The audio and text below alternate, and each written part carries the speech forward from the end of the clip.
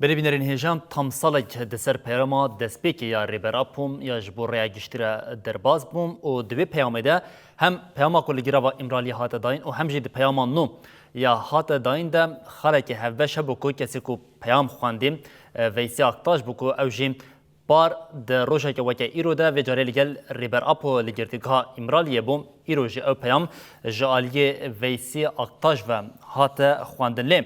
Ev peyam piştî ku hate xwendin êdî dengvedanek jî hate çêkirin û ji bo bi taybetî bandoreke bi çi awayî çêbûye li nava Tirkiye ev peyam çawa hatiye pêşwazîkirin jî hema em ê yekser berê xwe bidin paytexta Tirkiye Enkara û havarî me rojnimevan li wir Mahmud Altıntaş bi me re amade ye.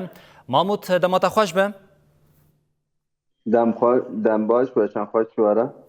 Belê Mahmud îro bankeke dîrokiya din ji peyama ku jê rêberapo hatî bi raya giştîre hate parvekirin hema pirsamaya yekem bila têkildarê vê yekê be piştî ku peyam hate xwendin vê yekê li nava Tirkiye û Bakurê Kurdistanê peyamên bi çi awî bixwara davakirin? Belê. Ve jî di nava weşana xwe de bilêv kir rêberê gelê Kurd Abdullah Öcalan di salvegera banga aştiyo civaka demokratîk ya yekemîn de peyameke nû şand û bi peyama re veneyekî nû ye rêberê gelê Kurd Abdullah Öcalan jî ji raya giştîya Kurdistan, Tirkiye û cîhanê re hat parvekirin.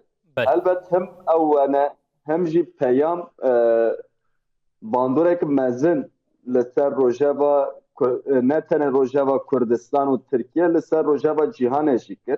Ji ber çi em vedibêjin li eywana ku ew bername hat li derxistin em jî li wir bûn. Ji aliyê gelek çapemeniyên derba yuvalatyaniyên Ewropa hatibûn û bira ew peyam guhdar kirin. Her wiha hukuknasên ku li Hindistanê hatibûn. Wana jî li eywana amade bûn û ew peyam guhdar kirin. Taybet ji bo peyama ku rêberê gelê Kurd îro bide ji bo weya hatibûn.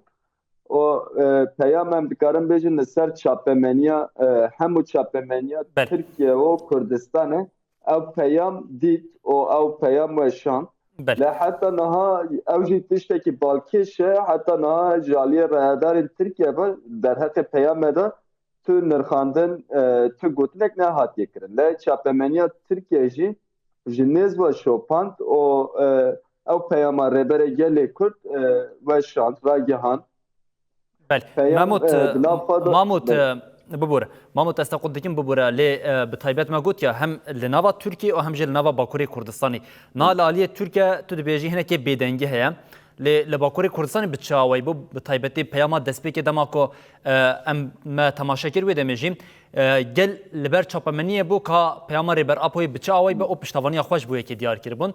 Îro piştî ev peyam hate dayîn li nava Bakurê Kurdistanê bi taybetî atmosfereke bi çi awayî hebû?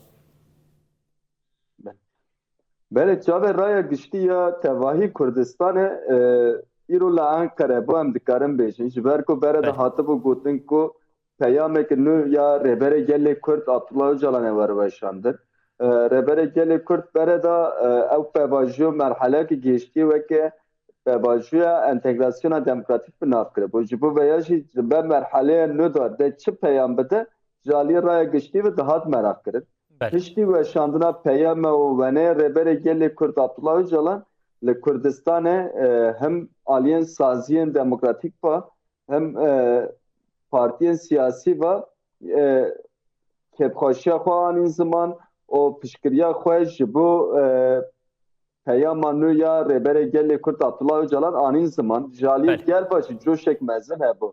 Hem li Enqerê eywana ku ew bername datin derxistin dema hem peyama rêberê gelê Kurd Abdullah Öcalan hat xwandin hem jî taybet dema wenê nû hat weşandin.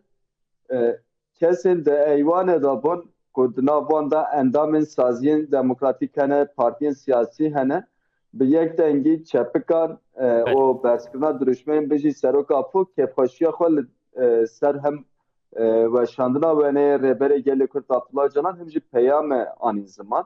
Li Kurdistanê hîn jî rojeva sereke peyama rêberê gelê Kurd e hîn çend sat li ser derbas bûne hîn nîqaşa we ya berdam dike bi rojan jî helbette ew nîqaşê berdewam bike û di rojên pêş de bêhtir şîroveyên ku li ser werin kirin, nirxandinên werin ser kirin bêhtir e bibe roj. بله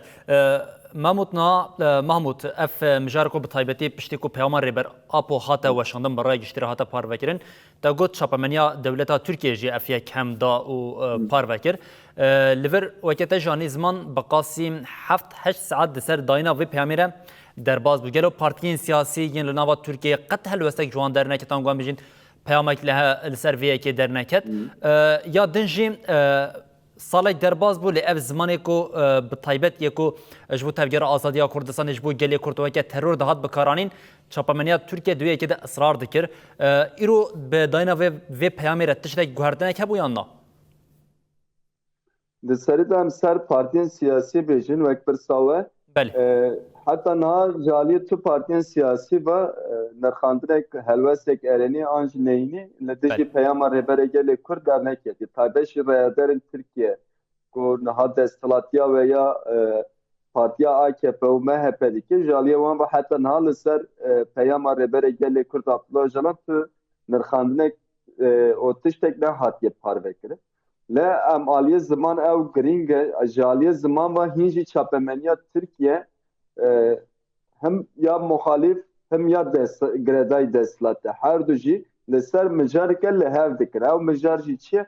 Tevgera azadiya Kurdistanê nirxên gelê Kurd e rêberê gelê Kurd Abdullah Öcalan li ser ve ya hîn jî ew zimanek kirêj ku tevgera azadî weke terör bi nav dikin hîn jî wî zimanê xwe de israr dikin.